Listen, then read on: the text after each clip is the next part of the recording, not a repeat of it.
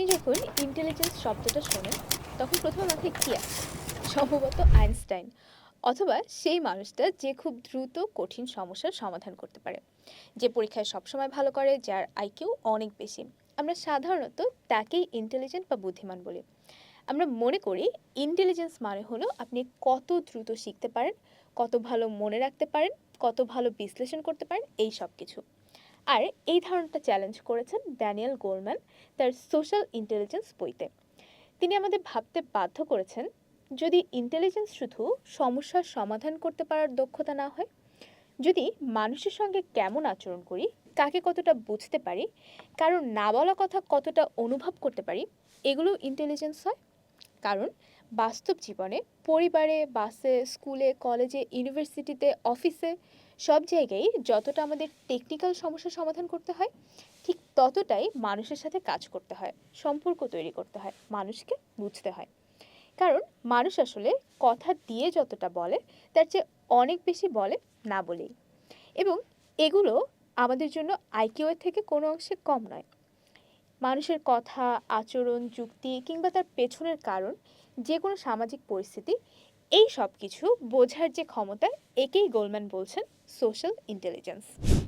কেন কোনো সামাজিক পরিস্থিতি পড়তে পারাটা এত গুরুত্বপূর্ণ? ড্যানিয়েল গোলম্যান একটা চমৎকার কথা বলেছেন। মানুষের মস্তিষ্ক ওয়্যার টু কানেক্ট, অর্থাৎ আমাদের মস্তিষ্ক একলা থাকার জন্য তৈরিই হয়নি, তৈরি হয়েছে অন্য মানুষকে পড়ার জন্য, তাদের সাথে সিঙ্ক্রোনাইজ করার জন্য বা তাল মিলিয়ে চলার জন্য, তাদের কথা বোঝার জন্য। একটা দৃশ্য কল্পনা করুন, ধরুন আপনি আপনার বন্ধুর বাড়িতে যাচ্ছেন, আড্ডা দিয়ে গল্প করে বেশ চমৎকার একটা সময় কাটাবেন বলে। কিন্তু হয়তো সেদিন সেখানে কোনো একটা খারাপ খবর এসেছে, বাড়িতে সবাই গম্ভীর, কিন্তু আপনাকে কেউ কিছু বলেনি। এখন আপনি সেখানে গিয়ে কি করবেন? হতে পারে আপনি ঘরে ঢুকেই মজার গল্প শুরু করে দিলেন আপনার প্ল্যান অনুযায়ী, অথবা আপনি বুঝলেন এখানে কোনো একটি সমস্যা আছে, কোনো একটা ঘটনা ঘটেছে, এবং সেভাবে আচরণ করলেন। দ্বিতীয় আচরণটাই আমাদের কাছ থেকে প্রত্যাশিত।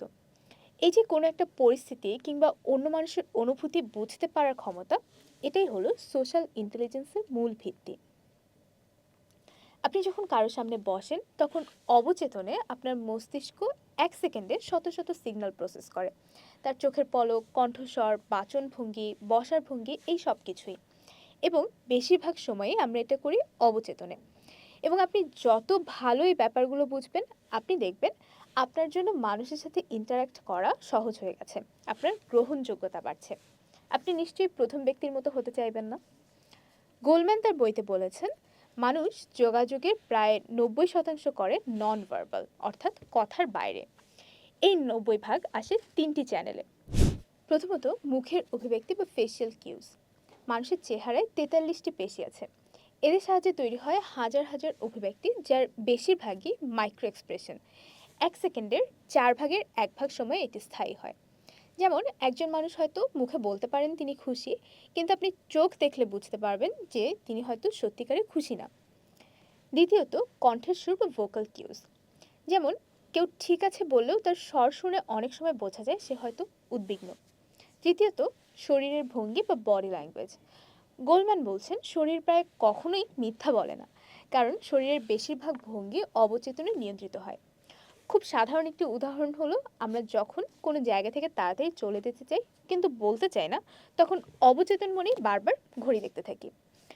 এই 3টি বিষয় যোগাযোগ দক্ষতার একটি গুরুত্বপূর্ণ দিক, কারণ কথোপকথনের সময় এগুলোই আপনাকে সত্যিকার অর্থে মানুষকে বুঝতে সাহায্য করবে।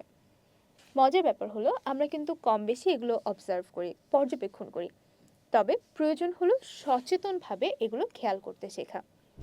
গোলম্যান তার বইতে একটি মজার ধারণার কথা বলেছেন, মিরর নিউরনস। তিনি বলছেন, আমাদের নিউরনগুলো অনেক সময়ই অন্য কাউকে কিছু করতে দেখলেই সক্রিয় হয়।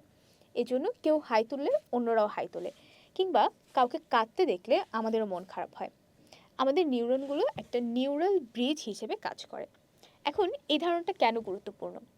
কারণ মানুষ হিসেবে সমাজে আরও ভালো করার জন্য আমাদের দরকার সহমর্মিতা, অন্যের অবস্থান বুঝতে পারা এবং সে অনুযায়ী যে কোনো কাজ করা, এক কথায় এমপ্যাথির চর্চা করা। গোলম্যানের মতে মানুষ শারীরবৃত্তীয়ভাবে এভাবেই কাজ করে। আমরা যথেষ্ট সচেতন না বলেই হয়তো আমরা এই বিষয়গুলোকে যথেষ্ট গুরুত্বও দিই না। তবে আমাদের ফাংশন করার জন্য এই চর্চাগুলো জরুরি। আমাদের পেশাগত জীবনেও এর প্রভাব অপরিসীম। যেমন ধরুন, আপনি অফিসের সবচেয়ে স্মার্ট বা দক্ষ মানুষ কিনা তার থেকেও অনেক বেশি গুরুত্বপূর্ণ হয়ে যায় আপনি এমন মানুষ কিনা যার সঙ্গে মানুষ কাজ করতে স্বস্তি পায়। আপনি যদি নেতৃত্ব চর্চা করতে চান, মানুষকে বোঝার এবং এই আস্থার সম্পর্ক তৈরি করার জন্য এটা খুবই গুরুত্বপূর্ণ।